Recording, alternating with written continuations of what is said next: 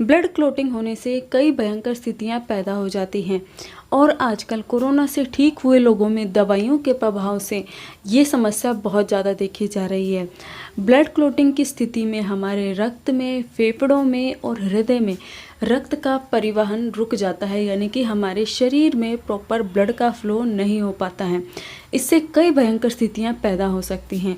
तो ऐसे में आयुर्वेद किस तरीके से मदद कर सकता है, कैसे हम घर की छोटी छोटी चीज़ों को अपनाकर इस समस्या से निजात पा सकते हैं, जानते हैं सब कुछ अपनी इस वीडियो में।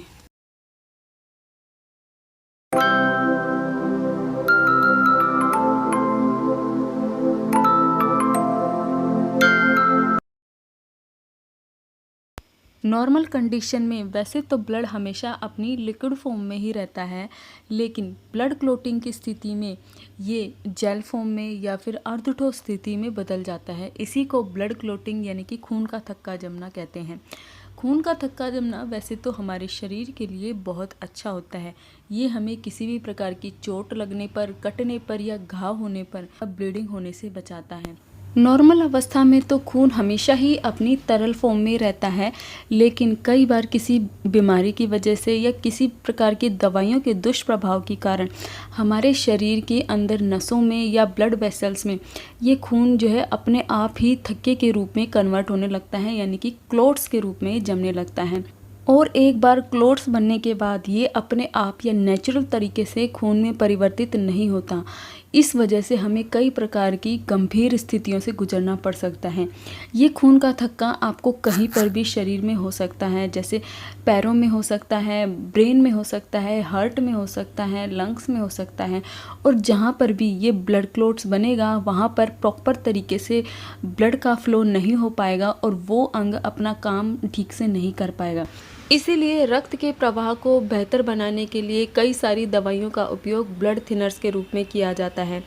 ऐसे मेडिकल साइंस में बहुत सारी दवाइयां हैं जिसे एंटीकोगुलेंट के फॉर्म में लिया जाता है, जैसे एस्प्रिन, क्लोपिडोग्रेल, परसुग्रेल और वारफेरिन। ये कुछ दवाइयां हैं जिनका उपयोग किया जाता है, लेकिन इन दवाइयों के भी अपने आप में ही साइड इफ़ेक्ट हैं, जैसे शरीर के अंदर रक्तस्राव का होना, ब्रेन स्ट्रोक होना, हमें सिर दर्द रहना, बालों का झड़ना, मसूड़ों में से खूनों का आना, मांसपेशियों में बहुत ज़्यादा दर्द और जकड़न रहना।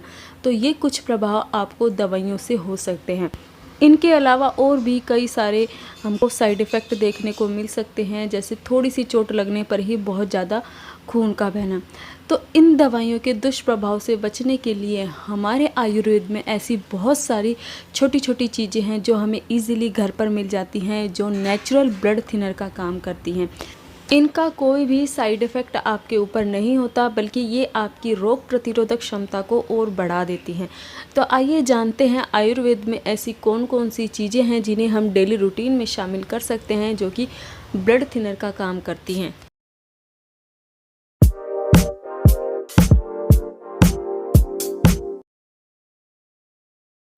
आयुर्वेद की सबसे बड़ी खासियत ये है कि 90% बीमारियों का इलाज हमें अपनी किचन में ही मिल जाता है।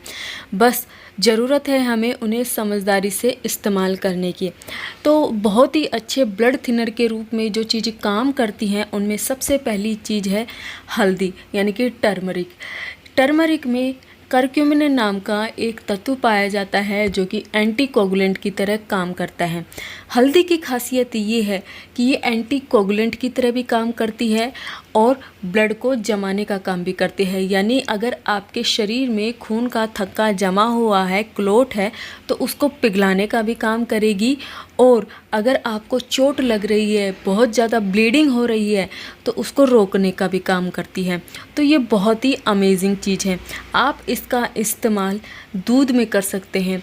हल्दी वाले दूध, जिसको कि आयुष मंत्रालय गोल्डन मिल्क भी कहता है, उसको पीने के बहुत ज़्यादा बेनिफिट हैं। हल्दी में हीलिंग प्रॉपर्टीज़ भी पाई जाती हैं जो आपकी इम्यूनिटी को बढ़ाने का भी काम करती हैं। इसके साथ साथ इसमें एंटीबैक्टीरियल, एंटीवायरल, एंटी फंगल ये सारी प्रॉपर्टीज़ पाई जाती हैं। आप अपने बच्चों को हॉर्लिक्स या बॉर्नविटा वाला दूध पिलाने की जगह हल्दी वाला दूध पिलाइए। इनसे उनकी इम्यूनिटी बहुत अच्छी होगी और वो कई सारी बीमारियों से बचे रहेंगे। हमारे किचन में मौजूद अगली चीज़ जो बहुत ही अच्छे ब्लड थिनर का काम करती है वो है जिंजर, यानी कि अदरक। अदरक में सैलिसिलेट नाम का एक तत्व पाया जाता है जो कि एंटीकोगुलेंट की तरह काम करता है। ये हमारे शरीर में ब्लड क्लॉट को रोकने के लिए बहुत अच्छा काम करता है। इसके अलावा अदरक में बहुत सारे ऐसे तत्व पाए जाते हैं जो हमारी इम्यूनिटी को बढ़ाते हैं, एंटी इन्फ्लेमेटरी की तरह काम करते हैं, शरीर में सूजन को कम करते हैं और मांसपेशियों को आराम देते हैं। तो आप अदरक का सेवन कर सकते हैं, लेकिन गर्मियों में अदरक का सेवन हमें थोड़ी कम मात्रा में करना चाहिए क्योंकि अदरक की तासीर गर्म होती है। तो जो पित्त प्रकृति के हैं उनको ज़्यादा मात्रा में अदरक लेने से नुकसान हो सकता है। हमारे किचन में मौजूद एक बहुत ही अच्छी चीज़ जो ना केवल ब्लड थिनर का काम करती है बल्कि हमें हार्ट की प्रॉब्लम से बचाती है, ब्लड प्रेशर को कम करती है, उसका नाम है गार्लिक।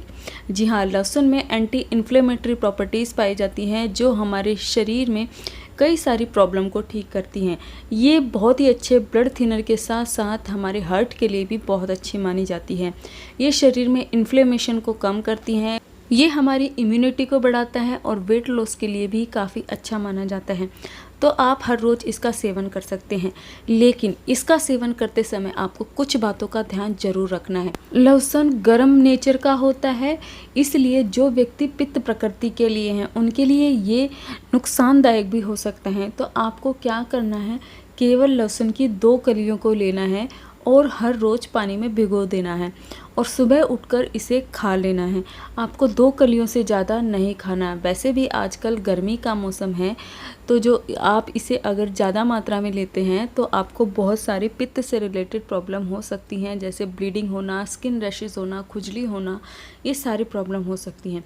तो अगर आप इसको सावधानी से लेते हैं तो ये आपके लिए बहुत अच्छे ब्लड थिनर का काम करेगा।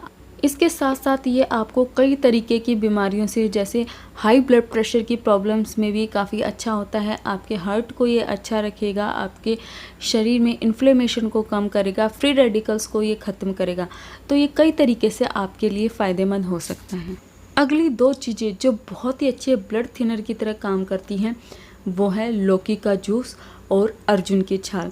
इन 2 चीज़ों को अगर आप अपनी डाइट में शामिल करते हैं तो ये आपके लिए बहुत ज़्यादा फ़ायदेमंद होने वाली हैं। ये आपके हार्ट को बहुत ज़्यादा हेल्दी रखती हैं। जो भी व्यक्ति इन 2 चीज़ों को अपनी डाइट में शामिल करता है उसका हार्ट हमेशा हेल्दी रहता है, क्योंकि ब्लड क्लॉटिंग से सबसे ज़्यादा नुकसान हमारे हार्ट को होता है और इन 2 चीज़ों के सेवन करने से आप हमेशा के लिए हार्ट को हेल्दी रख सकते हैं। अर्जुन की छाल का प्रयोग कैसे करना है इसके लिए मैंने वीडियो भी बना रखी है, आप उसे देख सकते हैं। लौकी का जूस आजकल जैसे गर्मी है तो बहुत ही फ़ायदेमंद है आपके लिए। आप हर रोज़ 1 गिलास लौकी का जूस ले सकते हैं। फिर भी अगर आपको इससे कोई नुकसान है, जो कफ प्रकृति के हैं, जिनको थोड़ी ठंड रहती है, तो वे लौकी का सूप ले सकते हैं। तो आपने देखा कि ब्लड क्लॉटिंग जो कि आजकल बहुत ज़्यादा लोगों को परेशान कर रही है और लोगों को अपनी जान गंवानी पड़ रही है इसकी वजह से। लेकिन इस समस्या को भी हम अपने घर की छोटी छोटी चीज़ों से कैसे ठीक कर सकते हैं और रियल में आपको फ़ायदा होगा अगर आप ये सारी उपाय करते हैं। तो आई होप मेरी ये इन्फॉर्मेशन आपको पसंद आई होगी। अगर हमारी वीडियो आपको अच्छी लगती है तो प्लीज़ हमारे चैनल को आप सपोर्ट ज़रूर करें। चलिए मिलते हैं अपनी अगली वीडियो में ऐसी ही किसी इन्फॉर्मेटिव वीडियो के साथ। तब तक के लिए नमस्कार, धन्यवाद।